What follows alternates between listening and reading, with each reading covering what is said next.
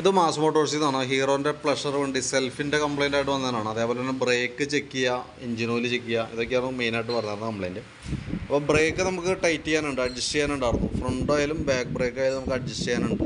അതേപോലെ തന്നെ എഞ്ചിൻ ഓയിലിൻ്റെ ലെവലും നമ്മൾ ചെക്ക് ചെയ്തു. ഓയിൽ നല്ല ഓയിലാണ്, അതിനും വേറെ കുഴപ്പമൊന്നുമില്ല. അപ്പോൾ ഒരല്പമാണ് കുറവുണ്ടായിരുന്നു, ഒരല്പം ലെവൽ കുറവ് പോലെ ഉണ്ടായിരുന്നു. അപ്പോൾ അത് നമ്മളൊരു 100 മില്ലി ടോപ്പ് അപ്പ് ചെയ്തിട്ടുണ്ട്. ഓയിലിൽ കളർ ചേഞ്ചോ കാര്യങ്ങളൊന്നും വന്നിട്ടില്ല. പിന്നെ നമ്മൾ സെൽഫുമായി ബന്ധപ്പെട്ട് അതിൻ്റെ ബാറ്ററിയുടെ ഭാഗമാണ് കംപ്ലയിൻ്റ് ആയിരുന്നത്. കാരണം നമ്മളിപ്പോൾ ചെക്ക് ചെയ്യുന്നുണ്ട്, 2021 മോഡൽ ബാറ്ററി, 2021 ബാറ്ററിയാണ് വണ്ടിയും ഇരിക്കുന്ന ബാറ്ററി. നമ്മളതിൻ്റെ വോൾട്ടൊക്കെ നോക്കുമ്പോൾ 12.5 വോൾട്ട്. ഇപ്പോൾ ഏകദേശം നമ്മളിപ്പോൾ ഓടിയൊക്കെ വരുന്ന സമയത്ത് 13 വോൾട്ട് വരെ വരുന്നുണ്ട്. 12.8 റേഞ്ചിൽ 8.0 ആ റേഞ്ചിൽ വോൾട്ട് കാണിക്കുന്നുണ്ട്. അപ്പോൾ അതുകൊണ്ട് തന്നെ ഹോണ് ഇൻഡിക്കേറ്ററൊക്കെ കൃത്യമായിട്ട് വർക്ക് ചെയ്യും. സെൽഫ് മോട്ടർ വർക്ക് ചെയ്യണമെങ്കിൽ കൃത്യമായിട്ട് ബാറ്ററിക്ക് ആംബിയർ വേണം. ആംബിയർ ഇല്ലാത്തത് കൊണ്ടാണ് സെൽഫ് എടുക്കാത്തതിൻ്റെ പ്രോബ്ലം.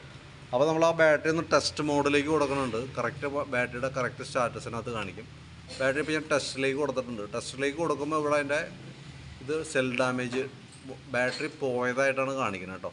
അപ്പോൾ നമുക്ക് ബാറ്ററി മാറ്റി വെച്ചാലാണ് നമുക്ക് ആ സെൽഫിൻ്റെ കംപ്ലയിൻറ്റ് റെഡി ആവുള്ളൂ. കാരണം അതല്ലെങ്കിൽ നമ്മളിപ്പോൾ കുറച്ച് നേരം എടുത്ത് ചാർജിലിട്ടിട്ട് നമ്മളിപ്പോൾ കയറ്റി വെച്ചു, കുറച്ച് അടിക്കും, 2 ദിവസം കഴിയുമ്പോഴത്തേക്കും ആ ബാറ്ററിയുടെ സ്റ്റോറിങ് കപ്പാസിറ്റി കുറഞ്ഞുള്ളതുകൊണ്ട് ബാറ്ററി ചാർജ് ഇറങ്ങും, ഡിസ്ചാർജ് ആവും, വീണ്ടും സെയിം കംപ്ലയിൻറ്റ് കാണിച്ചുകൊണ്ടിരിക്കും. അപ്പോൾ നമുക്ക് അത് എപ്പോഴും ഒരു തലവേദനയായിരിക്കും.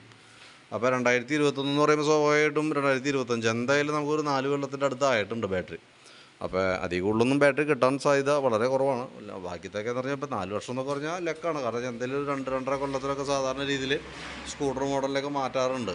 അപ്പോൾ അത് ബാറ്ററി മാറ്റിയാലാണ് റെഡി ആവുള്ളൂ. അപ്പോൾ ഞാൻ അതിൻ്റെ ബാറ്ററി ചേഞ്ച് ചെയ്ത് വരുമ്പോൾ എത്ര വരുമെന്നൊരു എസ്റ്റിമേറ്റ് ആക്കിയിട്ട് അതിൻ്റെ ഡീറ്റെയിൽസ് ഒന്ന് പറയാം. അപ്പോൾ അത് നോക്കിയിട്ടൊന്ന് റിപ്ലൈ ഇടാം.